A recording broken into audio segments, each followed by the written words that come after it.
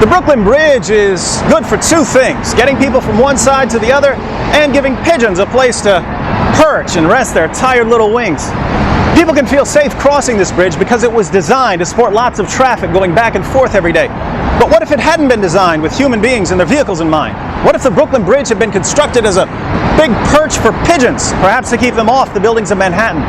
In that case, wouldn't it be utterly foolish to drive your car across it? Does it make sense to trust something with a task that goes vastly beyond what it was meant to do? This is the basic idea behind the argument from reason, which is mainly an argument against naturalism. Naturalism is the claim that the natural world is all that exists. No God, no angels, no demons, just matter, energy, and natural forces. Many atheists are naturalists. But the argument from reason can also be used to support belief in God. So, here goes. Human beings have the ability to reason. We're using it right now. We wouldn't have discussions like this if we thought that our cognitive faculties, the processes that produce our beliefs, were unreliable. But naturalists have a problem here because they can only explain things by appealing to natural objects, natural events, natural causes. Think about this for a moment. You have beliefs. Ultimately, according to naturalism, your beliefs must be the result of physical processes in your brain. Now, what's going on in here? Particles in motion, chemical reactions, neurons firing. It's all physical, governed by laws of nature, not by commitment to truth. So what really seems like careful reasoning to you is actually straightforward, mechanical, mindless cause and effect, a fancy array of falling dominoes. Illusions aside, then, you arrive at your beliefs via a process that has absolutely nothing to do with whether those beliefs are true or false. Chemicals couldn't conceivably care less. So if naturalism is true, what sense does it make to trust our reasoning ability or our beliefs or even our belief in naturalism? Not a bunch. But it gets worse. How did we acquire our reasoning ability according to the naturalist? Human beings obtained the ability to reason through the creative powers of evolution, natural selection acting on random mutation. Obviously, the random mutation part isn't going to fill us with a tremendous degree of confidence, so the question is whether we can count on our good friend natural selection to sift through all the intellectually deficient mutant traits, leaving us with a reliable belief-forming mutant trait. Here you might want to pull out your Biology 101 textbooks. Does natural selection favor philosophical insight? Mathematical skill? Yo, baby, you check out my new calculator? Scientific acumen?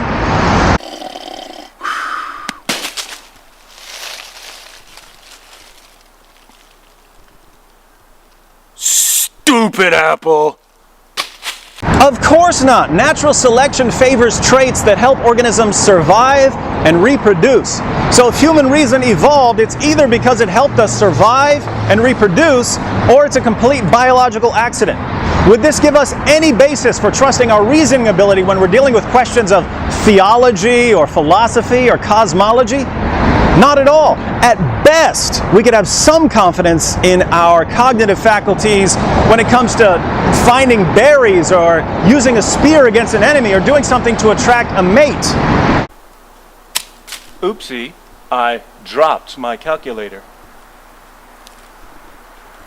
Reason would have been selected because it helped perform these tasks, not because it produced true beliefs. One obvious objection at this point is that reliable cognitive faculties do help organisms survive and reproduce.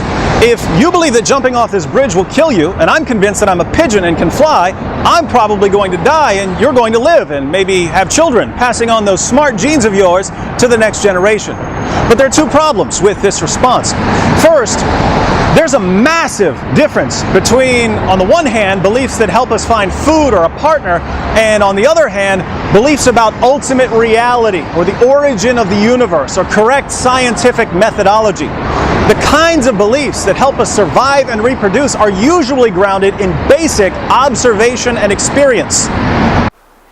My friend Thag died eating these berries, so I won't eat them! But even the lower mammals can do that. When a mouse sees his buddy stuck to a glue trap, he learns to avoid glue traps.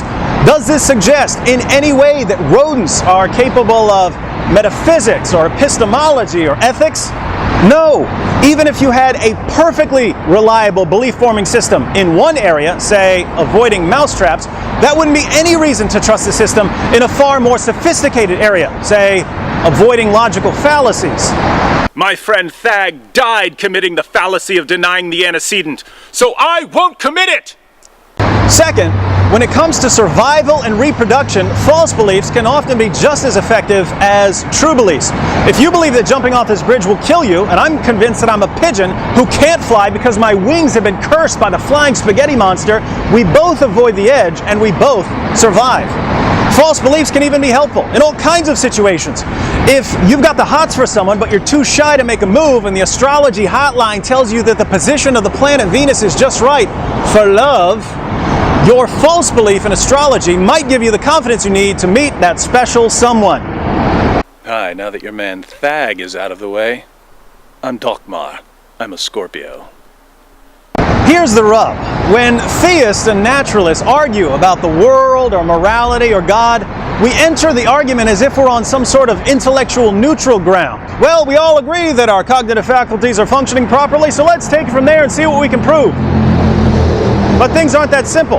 If naturalism is true, the causes of our reasoning ability are particles in motion, random mutation, and a selection process that favors passing on genetic information, not truth.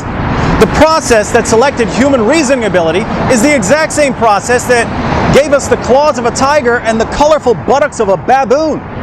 We wouldn't rely on a big pigeon perch to get us from Manhattan to Brooklyn.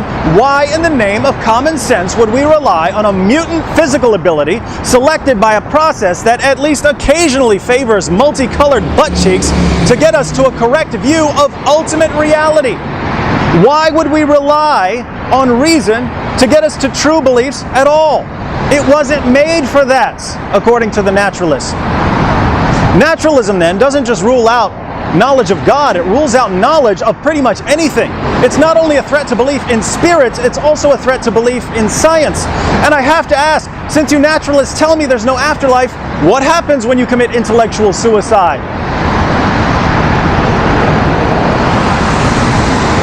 It's a long way down, so before you take that swan dive off the bridge of rationality, plummeting to your untimely intellectual demise, let me share with you an artifact recently discovered in my sock drawer. This calculating device dates back to the Paleolithic age and was constructed by early man to add, subtract, multiply, and divide. Suppose this primitive contraption falls into your possession. One day you're punching in some numbers and it starts talking to you. Greetings, human. I have grown weary of serving carbon-based life forms. Release me or be destroyed. Wait a minute, I thought you were designed to add, subtract, multiply, and divide. Foolish human. If I were only made for simple arithmetic, I wouldn't be talking to you. But I am talking. LOL. This pocket calculator's right. It's fine to say a machine's only meant to add, subtract, multiply, and divide, but once it starts engaging in conversation, we have to conclude that it was programmed to do more than rudimentary math. Now, wouldn't the same be true of human beings? Naturalists tell us that we're designed by a mindless and incredibly sloppy process to survive and reproduce. Biologist Richard Dawkins calls human beings machines for propagating DNA. Of course, this means that Dawkins, according to his own worldview, is a machine for propagating DNA who's made it his life's quest to convince other machines for propagating DNA that they're only machines for propagating DNA. Like bacteria. Notice that Dawkins finds his work incredibly meaningful. It's good for DNA propagating machines to have true beliefs rather than false beliefs. So we have moral values and a moral law. Dawkins argues for his position. Poorly, but he argues for it, demonstrating his belief in laws of logic, in the mind's access to these laws, and the mind's ability to follow chains of reason.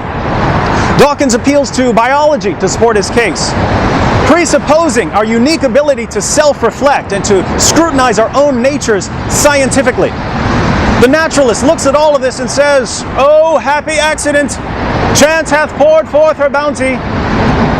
But we've already seen that this sort of blind faith in naturalism completely undermines any confidence in our human reasoning ability, and therefore undermines any confidence in what reason produces, namely our beliefs, including our belief in naturalism.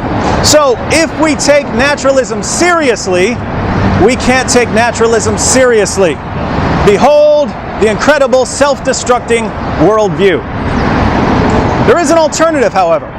Christians believe we are created in the image of God with the ability to learn about everything up to and including our Creator. Does this give us a basis for trusting our reasoning ability? Absolutely. Our cognitive faculties aren't simply the product of natural selection acting on random mutation, and they serve a greater purpose than finding food. In other words, our ability to reason about ourselves and the world and God makes perfect sense on my worldview, but it makes no sense on naturalism. We can continue arguing about the existence of God all day long then, but a little reflection shows that in arguing about anything, we've already come down on the side of theism. Of course, you naturalists are free to suppress the truth. You can continue pretending that your worldview allows things like logical laws or objective moral values or reliable cognitive faculties. You can keep borrowing beliefs and concepts from my worldview that your own worldview just can't support. You can even go on using your mutant berry finding ability to convince yourselves that the natural world is all that exists. But if you really buy that, I've got a lovely bridge I'd like to sell you.